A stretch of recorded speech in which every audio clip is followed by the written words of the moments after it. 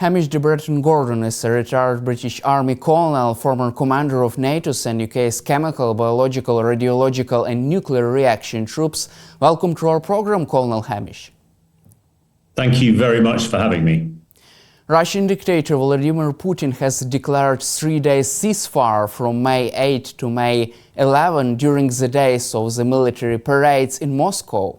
Is this decision based on a fear of Ukrainian drone attacks on Russian military parade in Moscow? Well, I expect it's involving an awful lot of things here. A 3-day ceasefire really is very, very cynical at this time. This will be probably the fourth ceasefire. We had the 30-day ceasefire that Ukraine agreed to take part in, but then the Russians wriggled out of it with so many conditions. There was then the ceasefire in the Black Sea, and now that we're looking at this one. And I think it is cynical because, as you suggest, Ukraine has been very successful in attacking some strategic targets in Russia, and only over last night attacked airspace and airports in Moscow. And Putin is wanting his VE Day 80th anniversary this Friday to be a huge show of his military capability, and he's invited some of the other dictators around the world to come and join him. So in a way, he is trying to make sure that is not affected in any way. What would be much better, and as President Zelensky has suggested, a full ceasefire now for at least 30 days, that would show that the Russians are committed for peace. But I think, as we've discussed many times before, President Putin has absolutely no intention for any sort of lasting peace. He wants to keep on fighting, but I think he is getting in a desperate situation now. And actually, he's using the parade on Friday to try and take the focus off what's happening in Ukraine, because the people of Russia are really beginning to understand how really bad things are going. In fact, the Russian papers over the weekend were full of comments from people who are usually very supportive of Putin that the economy is about to crash because the price of oil is falling very, very quickly. OPEC, the oil producers, want it to fall. Saudi Arabia wants it to fall below $50 a barrel. And at that price, the Russian economy cannot survive. And Putin knows that he can't keep building tanks, and he can't pay any of his debts if that falls, because it'll take at least 30% out of the Russian economy. So I think things are looking pretty desperate. And the final piece on this, Daniel, there's also been a lot of detailed assessment over the last week to 10 days, looking at what military activity the Russians have done in the last 12 months. And they have taken very little ground. There has been very little movement. They have managed to retake some of the Kursk Oblast, only with the help of thousands of North Korean troops who've now been killed or left. And now the Ukrainian forces are back in Kursk. So I think militarily, Putin's in a difficult position, and economically, he's in a position where some economic experts in Moscow have suggested that utility bills, gas and heating is going to go up by 40%, same in food, which will mean pretty soon a lot of Russians won't be able to afford to heat their homes and will find buying food very, very expensive. So he is trying to do everything at the moment to deflect from that situation, I think. It is interesting that Ukrainian President Volodymyr Zelensky says that Ukraine cannot guarantee security for foreign officials visiting Russia's military parade in Moscow during the celebration of the end of the Second World War. Do you see this as a personal message for Vladimir Putin and his security elites? Well, I think there are a number of things to look at here, Daniel. You know, when leaders of the Western world go and visit Kyiv, President Putin often orders attacks on Kyiv, and we hear of drone strikes and missile strikes. So what we would say is this is almost quid pro quo. You do unto others as they would do unto yourself. So I think that when two countries are at war, then this is the sort of thing he's got to expect. That is Putin. And, he is so desperate to show how powerful he is to the likes of the leader of China and elsewhere. And of course, it would show if there was an attack during this period how feeble the Russian defenses are. Although we know that they've moved a lot of their anti-aircraft missiles and capability away from the front line to protect Moscow. So, I'm sure that it is to keep Putin guessing, because he knows if this parade goes badly, he is going to lose even more support, and he is in a precarious and very difficult position at the moment.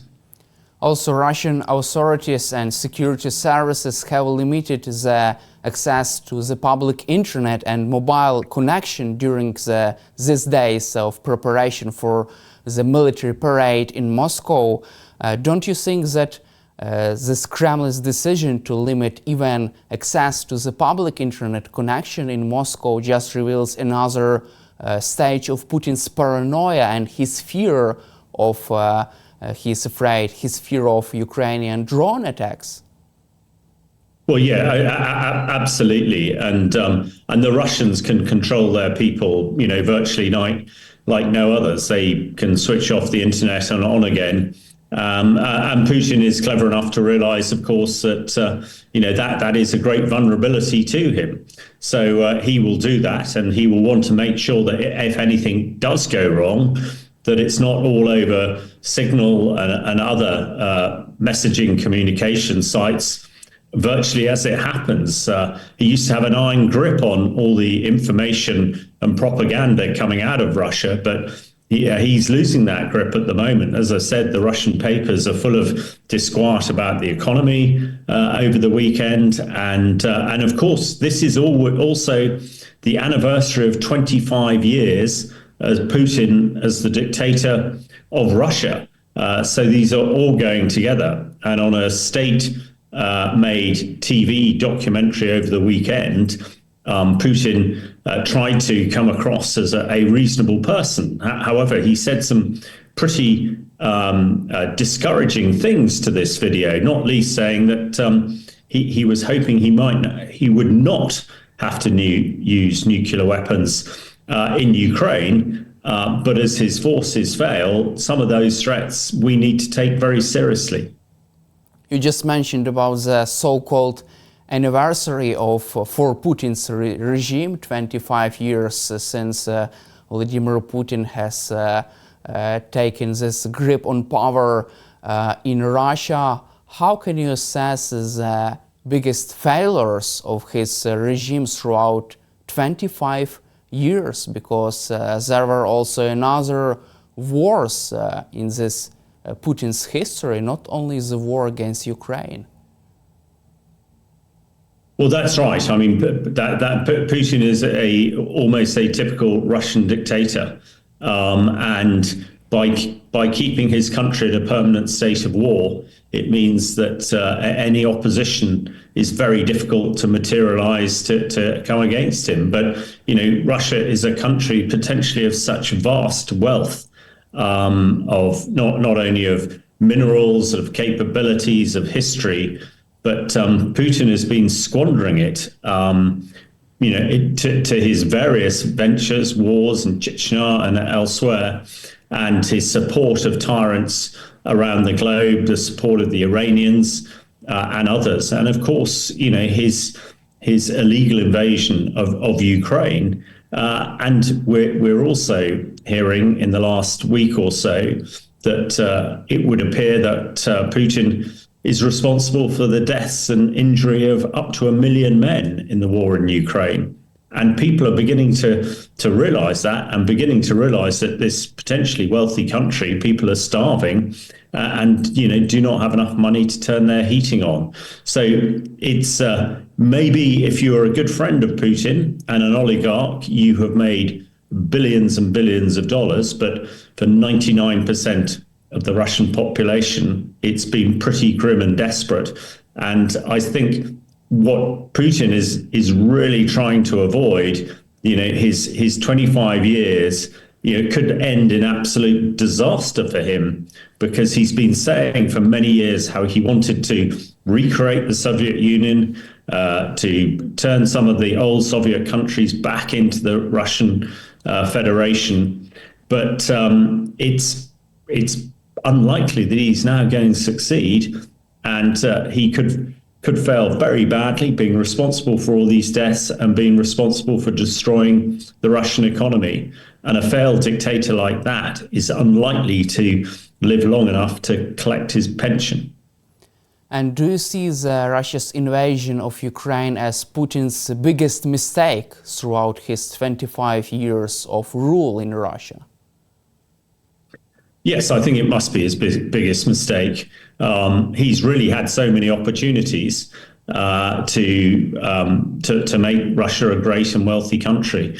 However, his ideological desire to really go back to the old days of the USSR and the Soviet Union, I'm sure has driven him to this particular case. It's also true that the West really, at the end of the Cold War, paid lip service to its own defense and was too busy doing its own business to realize what was happening in Russia and, what was happening in Ukraine as well. When the Russians invaded Crimea back in 2014, we should have acted much more quickly and much more determinedly.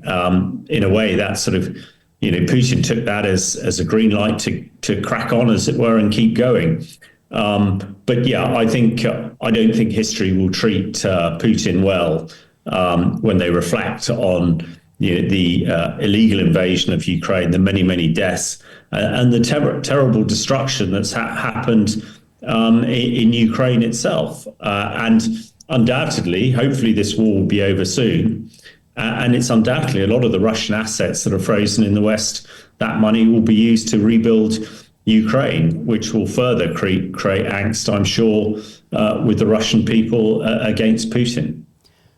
Let's cover also another Putin's paranoia. Don't you think that there is also another reason for Vladimir Putin to be concerned about the security measures during the parade days in Moscow? Because Russian General Yaroslav Moskalik was killed recently near Moscow in car bomb attack.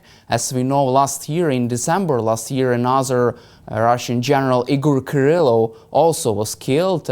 What is your take on such developments, assassination campaign inside Russia? Well, certainly it's. I know that nobody has taken responsibility, but those of us in the West looking at it, assuming that it's something to do with the Ukrainian Secret Service, who have been able to take out some of Putin's key players and allies right on the doorstep of the Kremlin, which is a tremendous security failure. And, it is almost incongruous. We know that the Russian Secret Service have been working very hard in the West. And in fact, 7 Bulgarians working for the Russian Secret Service are in court in the UK at the moment and are going to be jailed for espionage. So we know the Russians are trying to do this, but not being successful. And I absolutely get the vibe that, with this great event of 80-year anniversary of Victory in Europe Day coming up on Friday, and Putin having lost yet another of his very senior generals in an assassination, it is not surprised that we very rarely see Putin in public, and so much of the Russian security apparatus is being used just to protect one man. But it does, I think, also shows what a comprehensive battle, comprehensive warfare Ukraine is fighting against Russia. is not just defending cities in Ukraine and attacking Russian units trying to invade Ukraine, but it's also fighting what we call the deep battle, way behind enemy lines, attacking Russian factories and taking out key players. This is very comprehensive. And I know also in the Russian papers recently, the retired Russian generals have been talking about the Russian army failing, fighting, as though they were fighting the First or Second World War, where these Russian generals say, you look at Ukraine, they're innovative, they're using technology, they're using complex operations and new methods of warfare. So a much smaller army is putting the mighty Russian army to the sword. So I think you put all these things together and you get to feel, quite how thin the ice is getting in Moscow, and quite why Putin seems to be getting more and more paranoid by the day, and why, as we've discussed, his great victory parade on Friday actually, must be a real millstone around his neck. If anything goes wrong there, that will spell, very bad news and almost disaster for Putin, I would expect. Meanwhile, Ukrainian military intelligence has shot down two Russia's fighter jets Su-30 using maritime drones for the first time in the history of modern warfare. What is your assessment of such innovative way to destroy enemy's aircraft? Well, this is exactly what I'm saying. This is why I think the Russian high command are so vexed by how innovative Ukrainian scientists and Ukrainian military people are being. I was only discussing this on another British radio show this morning, the fact that these drones fitted, we understand, with Sidewinder missiles that are usually on fighter aircraft have now taken down two Russian jets. I mean, that is incredible. We talk about the three-dimensional, fourth-dimensional warfare. I've never been a fighter pilot, so I don't necessarily understand it. But I would have thought fighter pilots are worried about other enemy fighter jets knocking them out of the sky or air defense missiles. But if a maritime drone, autonomous boat in the sea, is now firing these missiles, then that is a really clever way of conducting warfare. And I'm sure, we've discussed this before, the Russian Air Force has really not performed. At the moment, all it can do is really fly in air shows or fly over the parade on this Friday. So when they lose even more to things like these drones, I'm sure that the Russian Air Force, along with the Russian Navy, the Black Sea Fleet, has pretty much run for the hills, as it were, and we haven't seen it because of the ability of Ukrainian military and Ukrainian maritime forces to attack them. This is yet another demonstration on how Ukraine is winning the technology and innovation war and is really unsettling the Russian high command and most especially Putin. Let's cover also the US-Ukraine minerals deal and its effects on the state of the war. According to the Washington Post, the Russian elites are really concerned about this deal because they fear that this alignment between US and Ukraine could close a window of opportunity for Russia to reach a ceasefire deal on pro-Russian terms. What is your assessment of this development? Well, I agree. I think it's very successful, very significant. We've in the 100 days that President Trump has been in power, really the dynamics in the world have changed, and the dynamics as far as Ukraine has changed. I think the Russians believed that after President Zelensky was admonished by President Trump a few months ago in the White House that Putin was just going to walk into Ukraine. Well, that situation has so fundamentally turned on its head. And a lot of it is to do with the minerals deal. We all know, and everybody knows, that President Trump is all about transaction and doing business deals. And he now feels that this is a good deal for the US, a good deal for Ukraine, and as such is really behind President Zelensky and the Ukrainian people, and is now being demonstratively cross and threatening to the Russians, where before that just had not been the case. So it would appear that the US is turning on their military tap and artillery shells, etc., etc. But I think, psychologically, the most important thing is the Ukrainians hopefully now feel that the Americans have got their back. And as far as the Russians are concerned, they now know that actually the US, quite apart from stepping back, may well step forward, which is the worst possible case for the Russians. So hopefully this move will persuade the Russians that they need to come to the negotiation table and work out a peace deal. I think it also means, or it seems much more likely now, that Ukraine is going to get a peace deal that satisfies the Ukraine people, rather than a few months ago it was looking as though they were going to have to literally take any deal on the table. I think it also does very much increase the stakes, because one assumes that we will see, quite a few Americans now working on this mineral deal in Ukraine itself.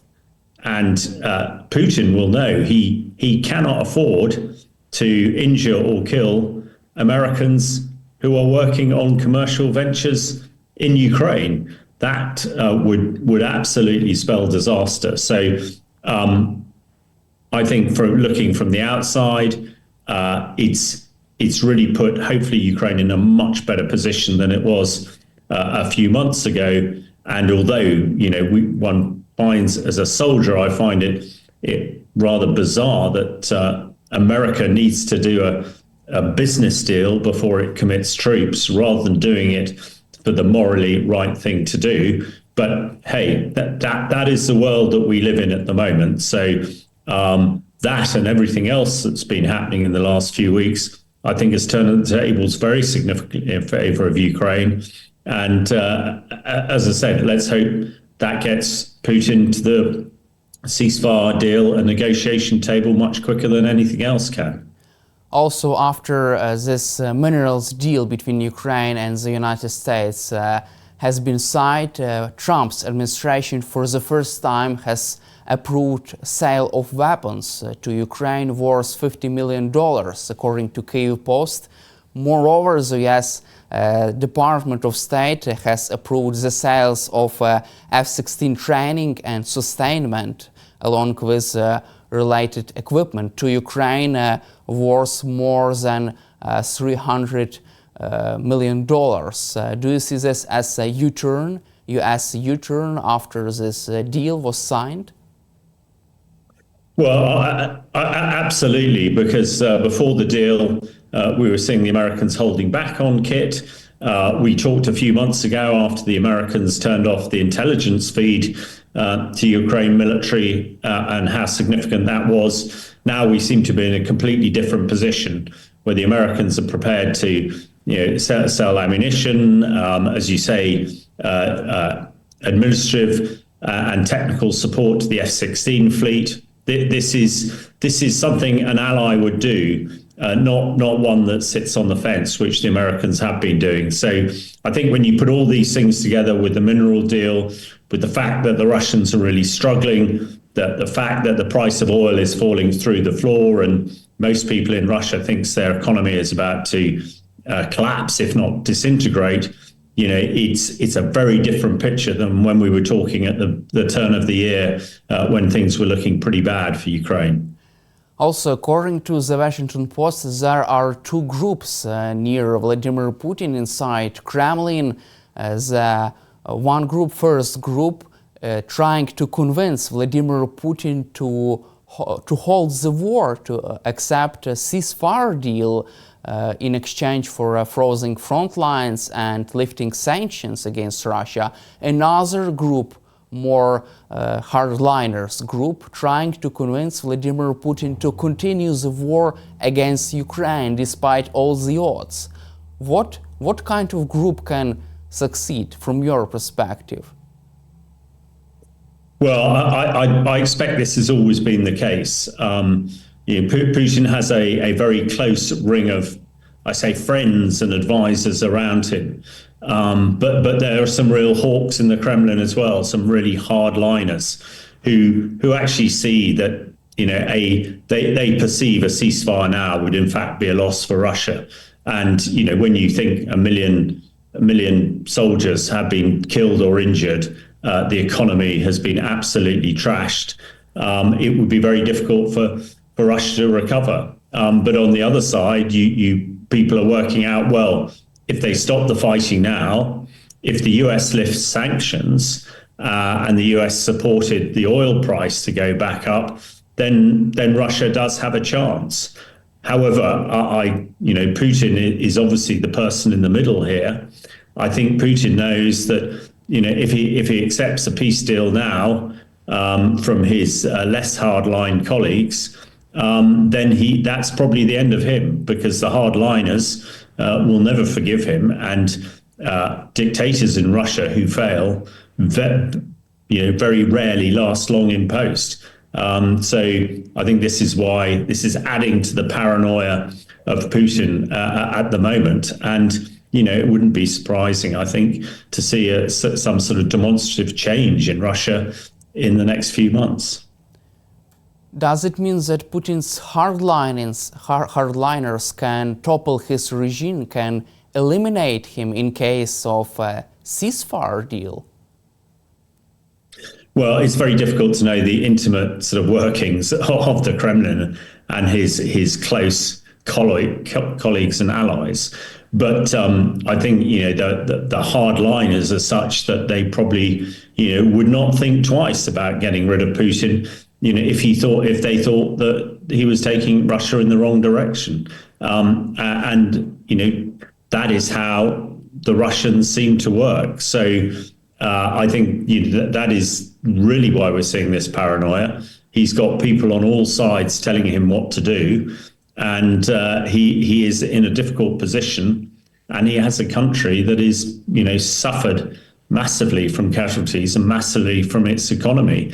And he knows that if he makes the wrong decision, that's the end of him. And that is not what drives him. He 25 years as the Russian dictator, he always said that he wanted to leave Russia a much greater place, like some of the other great Russian leaders like Alexander III and Frederick the Great.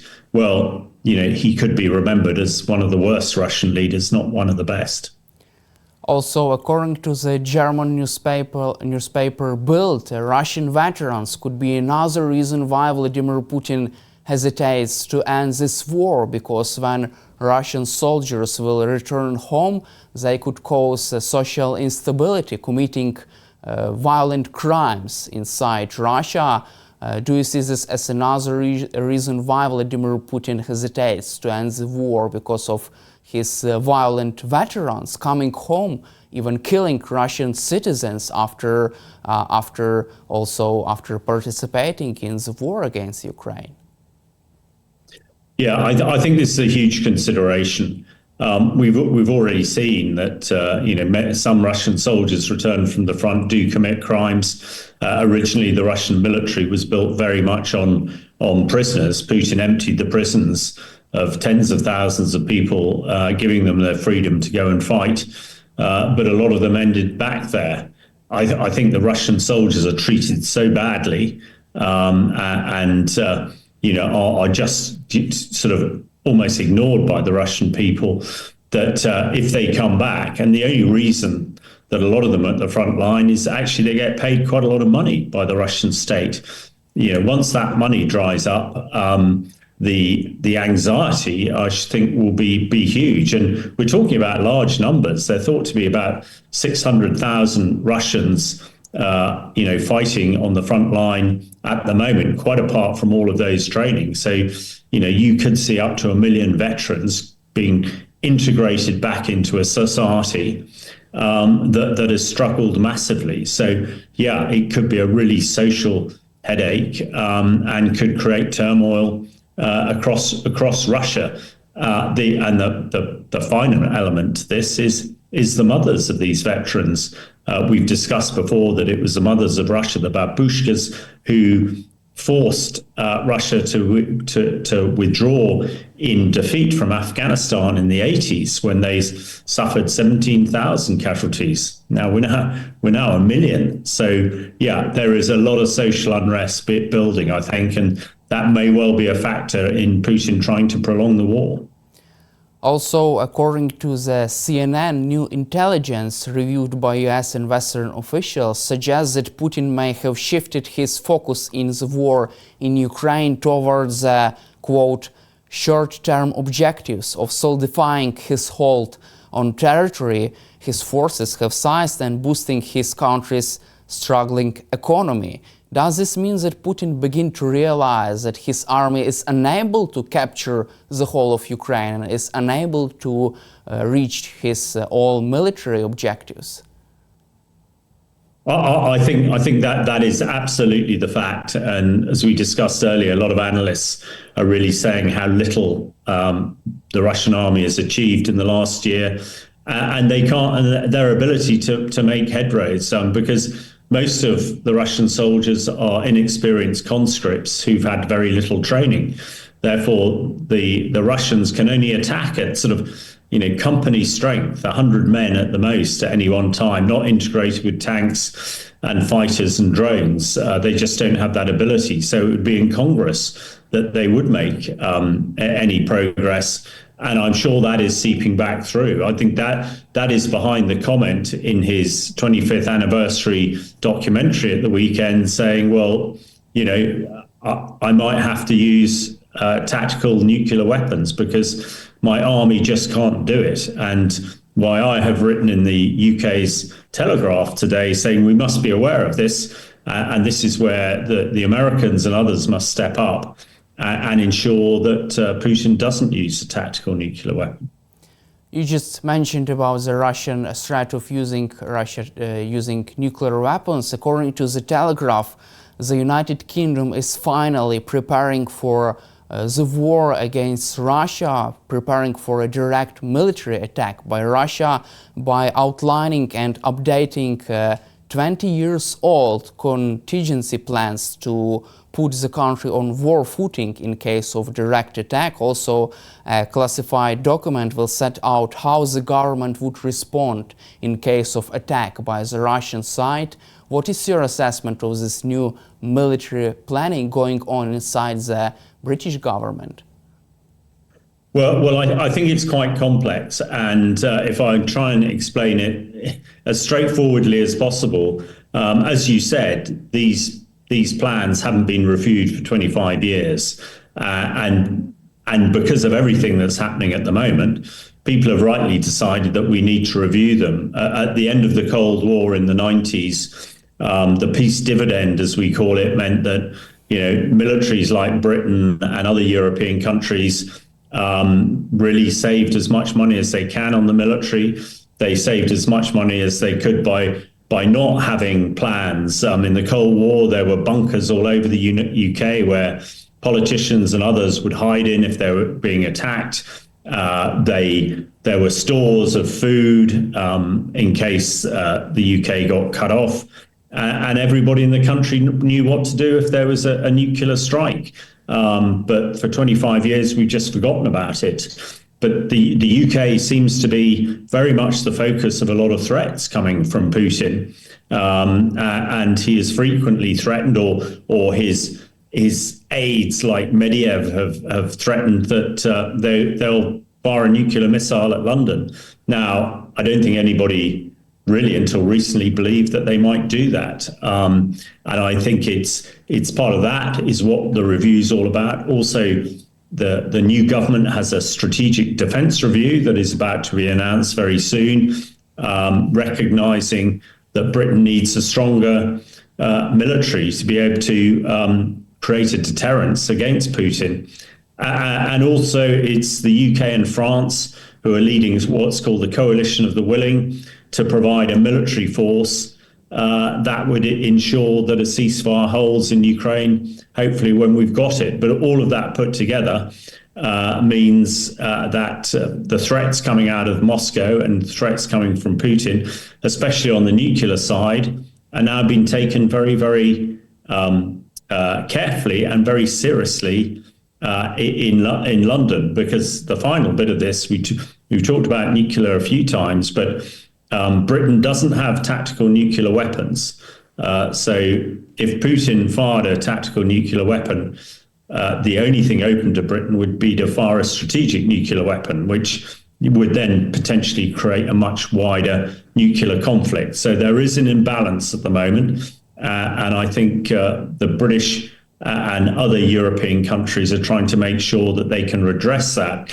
Because when Putin looked west back on the 24th of February 2022, he didn't see a conventional deterrence in Europe that would stop him invading Ukraine. And when he looks west now, there is a nuclear imbalance, and that equilibrium needs to be sorted out as soon as possible. So I think it is a demonstration by the British government to Putin that we're serious about this, and Britain is not going to back down and is going to support Ukraine as long as it takes to get a just ceasefire for Ukraine. Thank you, Colonel Hamish, for your time and for your support for Ukraine, and glory to Ukraine.